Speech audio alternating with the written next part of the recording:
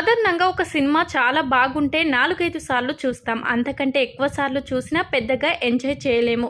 అన్ని చూసిన సన్నివేశాలే ఉంటాయి కాబట్టి ముందుగా చూసినంత అనుభూతి కలగదు. బోర్ కొట్టేస్తుంది. ఇక సెలబ్రిటీలు సినిమాను 2-3 సార్ల కంటే ఎక్కువ చూడలేరు.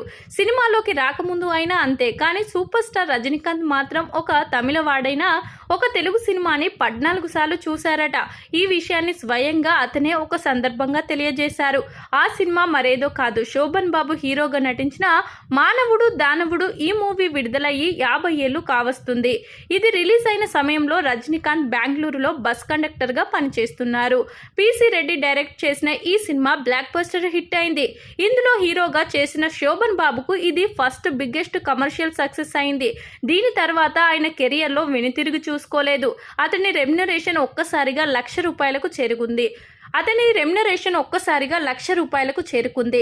తెలుగులో ₹1,00,000 పారితోషికం పొందిన తొలి హీరో శోభన్ బాబే కావడం నిజానికి.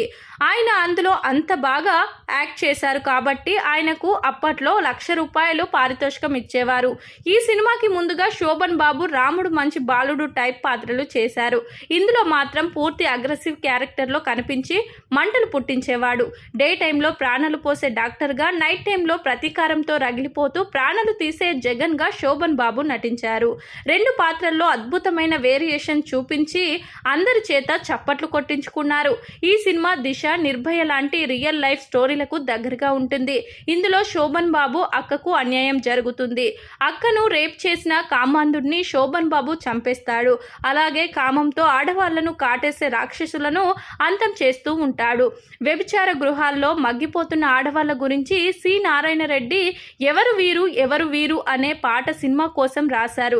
ఈ పాట చిత్రీకరణ 20 రోజుల పాటు సాగింది. చాలా మంచి కథతో, సామాజిక సందేశంతో ఈ సినిమా అందరినీ ఆకట్టుకుంది.